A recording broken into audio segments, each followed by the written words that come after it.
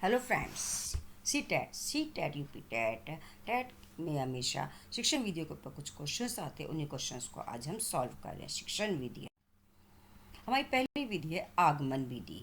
आगमन विधि कैसी विधि है, आइए देखते हैं। आगमन विधि एक मनोविज्ञानिक विधि है। कैसी विधि है? मनोवैज्ञानिक विधि है, जो हमारी छात्र केंद्रित विधि होती है, विद्यार्थी केंद्रित। और ये जो विधि होती है ये उदाहरण से नियम की ओर चलती है। उदाहरण से नियम की ओर। इस विधि के कुछ सिद्धांत है। सिद्धांत क्या है? स्थूल से सूक्ष्म की ओर, ज्ञात से अज्ञात की ओर और मूर्त से अमृत की ओर। स्थूल से सूक्ष्म, ज्ञात से अज्ञात, मूर्त से अमृत की ओर। अब इस विधि के क्या एग्जाम्पल्स हैं? शिक्षक छात्रों को विभिन्न पौधों के उदाहरण दिखाकर पौधे के सामान्य लक्षण बताते हैं। यह विधि करके सीखने पर बल देती है। यह विधि जो विद्यार्थियों को करके सीखने पर बल देती है। जिससे कि मान लो पहले छात्रों को कुछ यहाँ पर पौधे दिखाई दे रहे हैं, उसको लक्षण बता दिए गए हैं और विद्यार्थी उसको करके को सीखें। इसमें जो जब बच्चे करके सीखते हैं तो जो ज्ञान होता है वो स्थायी हो जाता है। इसलिए इसके बेनिफिट क्या है? जो ज्ञान होता है वो स्थायी हो जाता है और विद्यार्थी स्वयं ज्ञान की खोज करते हैं। और एक रचनात्मक, ये ध्यान रखना, ये रचनात्मक को बढ़ावा देती है। इसकी ही अपोजिट विधि होती है हमारी निगमन विधि। ये भी एक मनोवैज्ञानिक विधि है। जो हमारी आगमन विधि थी वो तो छात्र केंद्रित थी, विद्यार्थी केंद्रित थी। लेकिन निगमन विधि क्या होती है? शिक्षक केंद्रित होती है। इसमें टीचर्स जो होता है वो मेन होता है। यह विधि, वो विधि क्या थी? हमारी आगमन विधि उदाहरण से नियम की ओर चलती थी। और ये विधि कैसी? हमारी नियम से उदाहरण की ओर चलती है। इसके सिद्धांत हैं सूक्ष्म से स्थूल, अज्ञात से अज्ञात और अमूर्त से मूर्त। यानी कि जो हमारी आगमन विधि थी उसमें थी स्थूल से सूक्ष्म, तो इसमें सूक्ष्म से स्थूल। उसमें ज्ञात से अज्ञात था, इसमें अज्ञात से ज्ञात है। उसमें मूर्त से अमृत था, इसमें अमृत से मूर्त है। मतलब उसकी अपोजिट होती है। वो हमारी विद्यार्थी केंद्रित होती है, ये हमारी शिक्षक केंद्रित होती है। उसमें हमारा क्या था? उदाहरण से नियम थे, इसमें नियम से उदाहरण है। उदाहरण कैसे हैं? शिक्षक पहले दो सम संख्याओं का योग सदैव सम होता है। नियम बताते हैं डॉक्टर, जैसे टीचर्स ने बता दिया कि दो सम संख्याओं का जो टोटल होगा वो सम ही होगा। और फिर 2+4 जैसे कई उदाहरण प्रस्तुत करते हैं। बच्चों को क्या फ़ायदा होता है? बड़े बच्चों के लिए ये उपयुक्त रहती है, समय की बचत होती है और नियम को रटने में मदद मिलती है। सेकंड विधि है, नेक्स्ट विधि हमारी प्रोजेक्ट मेथड। प्रोजेक्ट मेथड को जो डेवलप किया था जनक थे वो थे किलपैट्रिक। और यह विधि एक अनुभव केंद्रित विधि है। यह बालकों को समाजीकरण पर विशेष बल देते। किलपैट्रिक ने इसके जनक हैं और समाजीकरण पर बल देती है।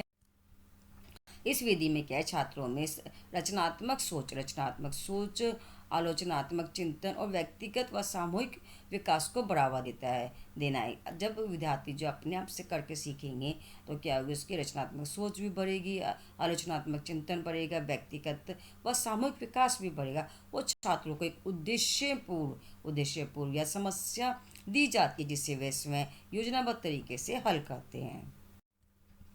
नेक्स्ट है प्रोजेक्ट मेथड। इसके लाभ क्या है इस प्रोजेक्ट मेथड के? ये एक व्यवहारिक विधि है। ये छात्रों के तथ्यों का व्यवहारिक रूप से लागू करने का अवसर देती है। कैसे देती है? व्यवहारिक रूप से लागू करने का। और स्वतंत्र सोच भी देती है। छात्रों को खुद से सोचने, योजना बनाने और समस्या को हल करने का मौका मिलता है। छात्रों को क्या मिलता है? सोचने का मौका मिलता है, योजना बनाने का मौका मिलता है और समस्या को हल करने का भी मौका मिलता है। जिससे क्या होती है? उनकी रचनात्मकता बढ़ती है। और सामाजिक विकास भी होता है इस विधि से। ये छात्रों को सामाजिक जिम्मेदारी और सामूहिक कार्य की भावना को बढ़ावा देती है। रुचिकर और मनोवैज्ञानिक, यह विधि छात्रों की रुचि को जगाती है। जब विद्यार्थी खुद से कुछ करके सीखते हैं तो उसमें इंटरेस्ट जागता है, इसलिए उनकी रुचि को जगाती है, जिससे सीखना अधिक स्वाभाविक और प्रभावी रहता है। जब बच्चे खुद से करके सीखते हैं तो उनको जो सीखना होता है वो लंबे समय तक बना रहता है। नेक्स्ट है डायरेक्ट मेथड, प्रत्यक्ष विधि। इस विधि में बालक को बिना व्याकरण के नियमों का ज्ञान कराए भाषा सिखाई जाती है, लैंग्वेज सिखाई जाती है। इसमें कोई भी व्याकरण के नियम नहीं सिखाई जाती। इस विधि में जो बालक की मातृभाषा होती है उसी में से अन्य भाषा सिखाई जाती है। इसमें लक्षण भाषा में सोचने, बोलने और प्रतिक्रिया करने पर जोर दिया जाता है और मातृभाषा का प्रयोग वर्जित होता है। इस पद्धति में वास्तविक वस्तु, चित्रों और गतिविधियों का उपयोग करके शब्दावली सिखाई जाती है। यह भाषा सीखने की एक पद्धति है जिसमें अनुवाद का उपयोग किए बिना लक्ष्य भाषा में सीधे संवाद किया जाता है, ठीक वैसे ही जैसे बच्चा अपनी मातृभाषा में सीखते हैं। वास्तविक जीवन की स्थितियाँ छात्रों को लक्ष्य भाषा का उपयोग वास्तविक जीवन की स्थिति में करने में के लिए प्रोत्साहित करता है। दृश्य श्रव्य सामग्री, वस्तुएं, चित्रोत्पत्ति, मानो पेंटामाइंट, बिना बोले हाव भाव से संबंध, जैसे दृश्य श्रव्य जो हमारे जैसे कि टीवी हो गया, कोई भी आपका पोस्टर्स हो गया, ऑडियोज हो गई, जैसे कुछ भी फिल्म्स देख के, इनको देख के स्टूडेंट जब कोई भी चीज़ सीखते हैं तो उनके लॉन्ग समय तक लर्न रहती है।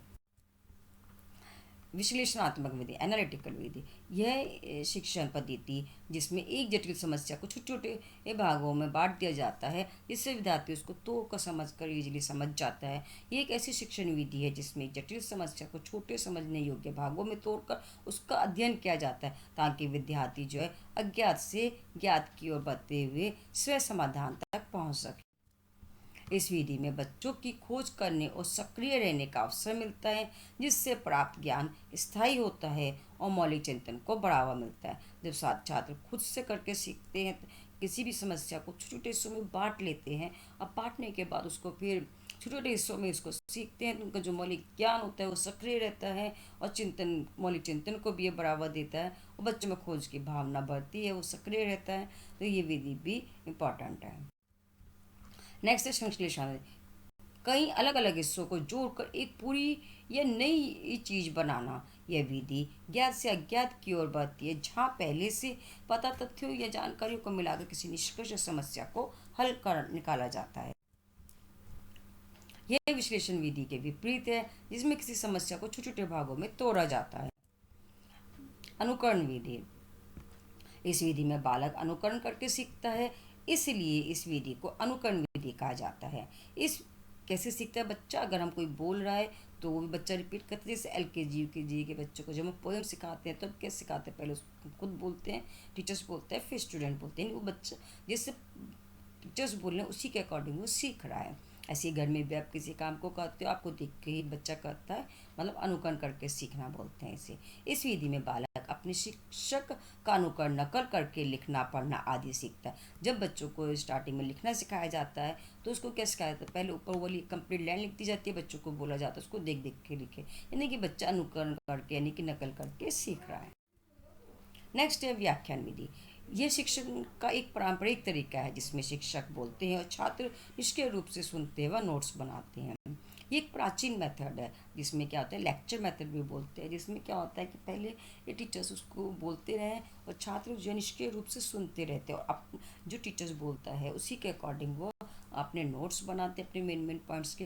व्याख्यान विधि को शिक्षक की सबसे प्राचीन विधि भी माना जाता है। अगर क्वेश्चन आता है कि सबसे जो हमारी प्राचीन विधि है, प्राचीन विधि है वो कौन सी है, वो हमारे लेक्चर मेथड आएगा। नेक्स्ट है मॉन्टेसरी पद्धति। शास्त्री मरिया मॉन्टेसरी द्वारा विकसित एक बाल केंद्रित शिक्षा पद्धति है, स्टूडेंट केंद्रित है, छात्र केंद्रित है, जो बच्चों को आत्मनिर्देशित, व्यवहारिक और खेल आधारित सीखने की अनुमति देकर उनके स्वाभाविक विकास पर केंद्रित है। यह एक ऐसा वातावरण प्रदान करती है जहाँ बच्चे अपनी पसंद की सामग्री का पता लगा सकते हैं और वास्तविक दुनिया के कौशल, स्वतंत्रता और आत्म अनुशासन विकसित कर सकते हैं। बच्चों के सामने कैसा माहौल पैदा कर दिया जाता है कि जहाँ पर बच्चे खुद से कुछ स्वतंत्र रहकर कुछ कौशल सीखते हैं, कुछ इन्फॉर्मेशंस लेते हैं। यह है हमारी मॉन्टेसरी विधि। इस विधि में अध्यापक द्वारा छात्रों को कुछ जैसे निर्धारित असेसमेंट दे दिए जाते हैं, असेसमेंट के रूप में कुछ काम दे दिया जाता है जिनमें विद्यार्थियों को दिए गए समय के भीतर ही करना होता है।